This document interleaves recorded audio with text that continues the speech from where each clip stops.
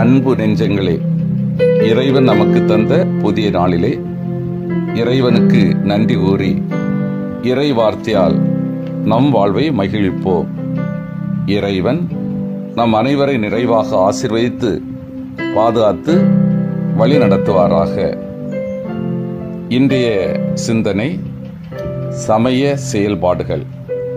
மத்தேயு நற்செய்தி நூல் பிரிவு 6, இறை சொற்றொடர்கள் 1 முதல் 6 மற்றும் 16 முதல் 18 முடிய. அன்பார்ந்தவர்களே, தவக்காலம் என்பது நாம் நடந்து கடந்து வந்த பாதைகளை திருப்பி பார்க்கும் காலம். தவறுகளுக்காக மனவருந்தி சிதைந்து போன அடிச்சுவடுகளை சீரமைக்கும் காலம். நம் தடுமாற்றங்களை சரி செய்து அருந்து போன இறை மனித உறவை செப்பனிடும் காலம். தவக்காலம் பொதுவாக திருநூற்று புதனோடு தொடங்குவதற்கு காரணம், மனிதா, நீ மண்ணால் உருவானவன், மண்ணோடு மண்ணாக மடிய போகிறவன் என்ற மனித வாழ்வின் நிலையாமையின் அடையாளமான சாம்பலை நெற்றியில் பூசி நினைவுபடுத்துவதற்கு தான். தவக்காலத்தை துவங்கும் இந்த புனிதமான நாளிலே நம்மை நாமே சீர்தூக்கி பார்க்க திரு அவை சிறப்பாக அழைக்கின்றது. இந்த அருளின் காலத்தை கடவுளின் கொடையாகவும் அவரின் பேரக்கத்தின் பரிசாகவும் ஏற்றுக்கொள்வோம். கிறிஸ்தின் பாடுகளை நம் கண்முன் வைத்து நம் பாவங்களுக்கு மன்னிப்பையும் பரிகாரத்தையும் செய்ய முயற்சிப்போம். அதற்கு நம்மை தகுதியாக்கிக் கொள்ள நாம் 3 பண்புகளை மனதில் கொண்டு செயல்பட வேண்டும். 1. தர்மம் செய்தல். தர்மம் சாவின்று நம்மை காப்பாற்றும், எல்லா பாவத்தின்றும் நம்மை தூய்மையாக்கும், தர்மம் செய்வோரின் வாழ்வை நிறைவுள்ளதாக்கும். தர்மம் நாம் பிறர்பில் வாழ்ந்திட நம்மை அழைக்கின்றது. தர்மம் கேட்பவனுக்கு கொடுப்பது மட்டுமல்ல, நாமே வழியே சென்று வறியவரை தேடி கொடுப்பதினால் மட்டுமே இது முழுமை பெறும். ஏழைகளின் கண்ணியம் காக்கப்பட அவர்களுக்கென்ன செய்யப்படும் செயல்கள் மறைமுகமாக செய்யப்படுதல் அவசியம். 2. ஜெபித்தல். இன்று முதல் 40 நாள் நாம் ஜெபத்திலும் வழிபாட்டிலும் ஈடுபட்டு இருப்பது இயேசு அதிக நேரம் ஜெபித்தார் என்பதால் மட்டுமல்ல, மாறாக அவர் தன் ஜெபத்தினால் மட்டுமே பல குழப்பங்களுக்கு தீர்வையும் பல தடைகளுக்கு விடைகளையும் கண்டுபிடித்தார். இறுதியாக கடைசி மூச்சு வரை இறை திருவுளத்தை நிறைவேற்ற அவரை தடுமாறிய நிலையிலும் கெத்செமனி தோட்டத்தில் அவர் செய்த ஜெபம்தான் அவரை உறுதிப்படுத்தியது. இவ்வாறு ஜெபம் இறை அன்பில் வேரூன்ற நம்மை அழைக்கிறது. பக்திமான் என்று மனிதரால் வரும் புகழை விட நம்முடைய ஜெபம் அநீதி புரிவோருக்கான, அவர்களுடைய மீட்புக்கான இடையராத மறைவான வேண்டுதல் அவசியம். அதன் பலனை கடவுள் தருவார். 3. நோன்பிருத்தல். இது அனைத்து மதங்களிலும் காணப்படுகிறது. எல்லா மதங்களும் நம் ஆன்மாக்களை பரமாத்மாவோடு இணைத்திருக்கவே வழிகாட்டுகிறது. ஆனால் எந்த மதத்திலும் ஒரு மாதிரியானது கொடுக்கப்படவில்லை. ஆனால் நமக்கோ நமது கிறிஸ்துவே முன்மாதிரியாக நோன்பிருந்து நம்மை வழிநடத்துகின்றார். உடலையும் உணவையும் உள்ளத்தையும் கட்டுப்படுத்த இந்த நோன்பு நமக்கு உதவுகின்றது.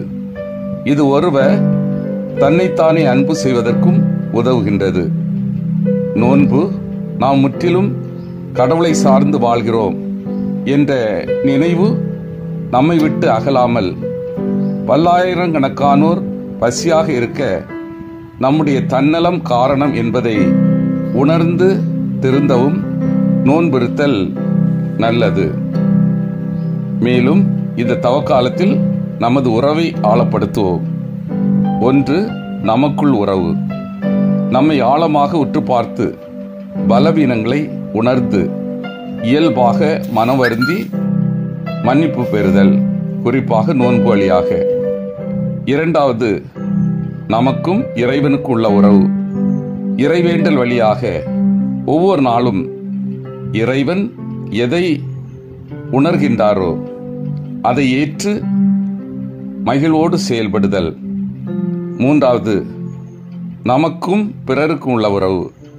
குறிப்புணர்ந்து பிறர் தேவை உணர்ந்து இயல்பாக அறச்செயல்கள் செய்வது. அன்பார்ந்தவர்களே, தர்மம் செய்தல், ஜெபித்தல், நோன்பிருத்தல் இவற்றை திரு அவை நமக்கு சிறப்பாக வலியுறுத்துகின்றது. நம்முடைய வாழ்விலே 2 காரியங்களில் அதிக கவனம் செலுத்த வேண்டும். நம்மை சுற்றி ஒவ்வொரு நாளும் பல்வேறு குரல்கள் மிகவும் வேதனைப்படுகின்றன. துன்பத்தால் வேதனைப்படுகின்றன, நோய் நொடியினால் வேதனைப்படுகின்றன, அடிப்படை வசதி இல்லாமல் மிகவும் வேதனைப்படுகின்றன, இயற்கை சீற்றத்தால், நிலநடுக்கத்தால் வேதனைப்படுகின்றன.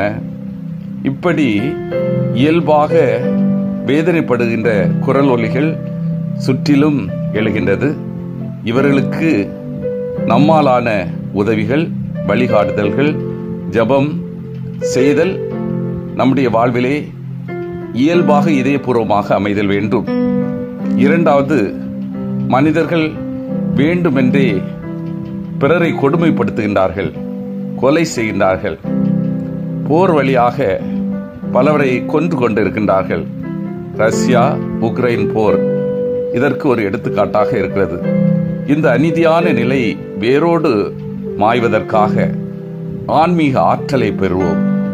ஆன்மீக ஆற்றலோடு எங்கெங்கெல்லாம் நீதிக்காக குரல் எழுப்ப வேண்டுமோ அத்தகைய குரலை எழுப்புவதற்காக, நீதி நிலைநாட்டப்படுவதாக இந்த ஆன்மீக அனுபவங்கள் சிறப்பிடம் பெற நம்மையே பக்குவப்படுத்துவோம். சிந்தித்து தியானித்து செயல்படுவோம். எனது வாழ்வில் வழிபாடும் வாழ்வும் இணைந்து செல்கின்றதா? எனது ஜெப வாழ்வு இறை திருவுளத்தை உணர்ந்து இறை பணி ஆர்வமாக செய்ய உதவி செய்கின்றதா? எனது பிறரன்பு செயல்கள் விளம்பரம் இல்லாமல், கைமாறு கருதாமல் இயல்பானதாக உள்ளதா? மன்றாடுவோம். வல்லமை மிக்க இறைவா, எங்களது ஆன்மீக வாழ்வுக்கு தேவையான இறைவேண்டல், நோன்புறுத்தல், தர்மம் செய்தல் இவை இறையாட்சி பணி உள்ளன்போடு செய்யவும். எங்களை சுற்றி வாழ்கின்றவர்களுடைய தேவைகள், கூக்குரல்களை நாங்கள் கவனித்து உதவவும். போரினாலும் வன்முறையினாலும் மடிந்து கொண்டிருக்கின்ற மக்களுக்காக நீதியின் குரலாக செயல்பட வரம் தாரும். ஆன்மீக ஆற்றலை தந்தருளும். ஆமீன்.